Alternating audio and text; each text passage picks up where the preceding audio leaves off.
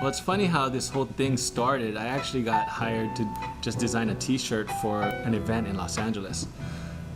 During the course of designing it and filming the video for it, I made a comment towards the end talking about how perfect the game was and the gameplay was, but it was just lacking a little something, and I put it out there that it was lacking graffiti. Being a graffiti artist and from a graffiti background, we want to bomb on everything, you know. That's the whole point, getting up, you know, and I saw it as a means to get up, so I put it out there, you know, not knowing what would come about it or come out from it. And to my surprise, they liked the idea, so much so that they hired me to come in and bomb the shit out of the game.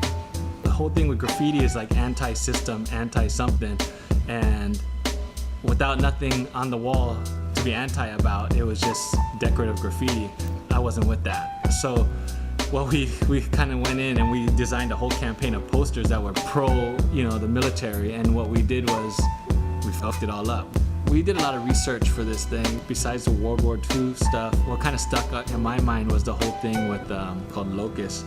We used everything from mean streaks to chalk to different markers, pencils, dirt from in the back, you know, from the alley. Of course, spray paint, you know, roller paint, scribers, anything we could get our hands on, basically, to get a certain effect. The color palette we went with, for the most part, on as far as all the painting, we did a lot of like buff paint and whites and grays and blacks, and I wanted to keep it true to like even their game feel is kind of dark and gloomy. But you do see some hints of color here and there, but they're definitely layered and in the background, and with posters on top of that.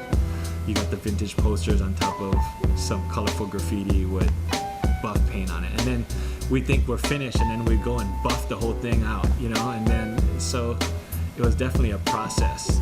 Now I really got to give it up to Cliff and his crew for really stepping back and letting us go on this one and have fun with it and trusting what we can do and what we do best. And you know, props, and I hope we killed it for you like you thought we would. So enjoy.